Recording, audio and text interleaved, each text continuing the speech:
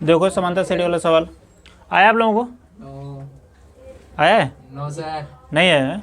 देखो यहाँ पर क्या लिखा है, यदि किसी एपी के तीसरे और 9वें पद क्रमशः 4 और -8 है ना, 4 और -8 है, तो कह रहे कौन सा पद शून्य होगा।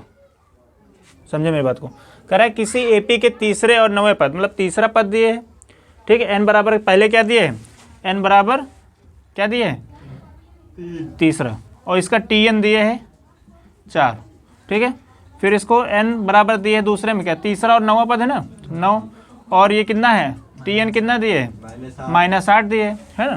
तो इससे दो समीकरण बनेंगे। कैसे? देखो tn बराबर क्या होता है, a plus n-1 into D, मालूम है ना आप लोगों को फार्मूला, है ना।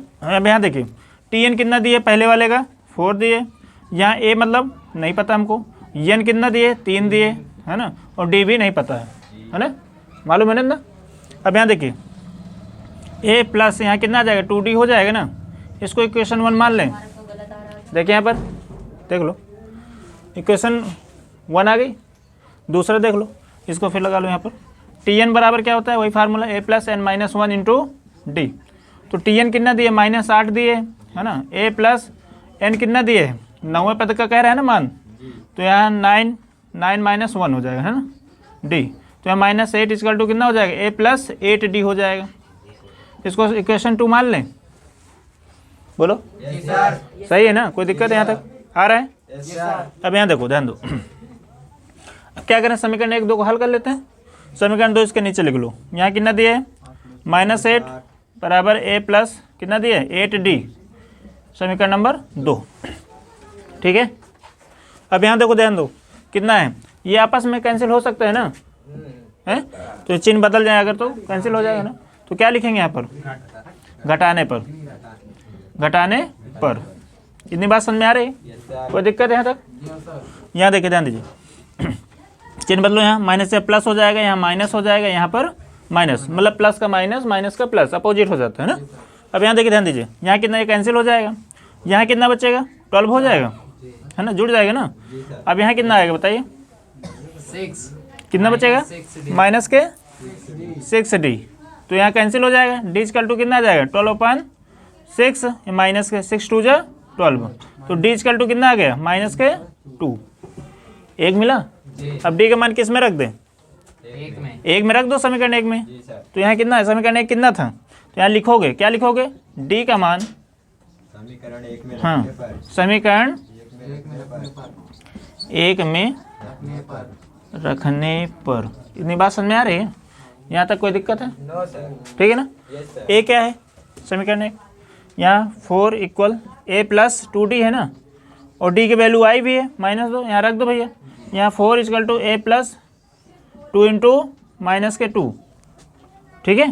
तो यहाँ 4 इक्वल यहाँ a प्लस माइनस के आ जाएंगे ना, -4, इसको इधर भेज दो तो कितना आ जाएगा 8 आ जाएंगे ना, 4 + 4 हो जाएगा ना, इक्वल टू a। तो देखो a बराबर क्या है, 4 + 4 है, ठीक है। a बराबर कितना है, 8 आ गया ना, a बराबर कितना आ गया, 8 आ गया। और d कितना आया था, d कितना आया था -2, इसमें कोई डाउट है? नो सर, सही है ना। बिल्कुल सर। अब यहाँ देखो कह रहा है, क्या पूछ रहा था, तो कौन सा पद शून्य होगा, कौन सा पद शून्य होगा, मतलब जैसे इसमें दिया था तीसरा पद 4 है ना, उसी तरह कह रहा है उसमें कौन सा पद शून्य होगा। इसका मतलब tn की जगह क्या लिख देंगे, 0, कह रहा है कौन सा पद शून्य होगा। समझ में आया? यहीं पर गड़बड़ है तुम लोग। tn बराबर a plus n-1 into D, यही फार्मूला लगेगा ना। Yes sir. तो यहाँ 0 बराबर a कितना है 8 है, प्लस n कितना है वो तो निकालना ही है हमको, है ना, इंटू डी कितना है -2, ये इंटू में रहेगा, यानी कि माइनस यहाँ लगा दो, है ना, इंटू में माइनस के रहेगा। समझ में आ रहा है? ठीक है। यहाँ देखो इसको इधर भेज दें क्या, हाँ -8 ले आओ उधर, ठीक है। यहाँ -2n और +2, इसको भी इधर भेजो तो कितना आ जाएगा, -8 और -2 इक्वल टू -2n, ठीक है। समझ में आ रहा है ना। तो यहाँ देखो ध्यान दो, तो -10 हो जाएगा equal to -2n, minus cancel हो गया, तो यहाँ 10 अपन क्या आ जाएगा 2 इक्वल टू n, तो n बराबर क्या आ जाएगा 5। तो तो इसका मतलब पांचवा पद, कौन सा पद? पांचवा पद पांचवा पद क्या हो जाएगा? इसके हिसाब से पांचवा पद क्या हो जाएगा? ठीक है ना, आया समझ में?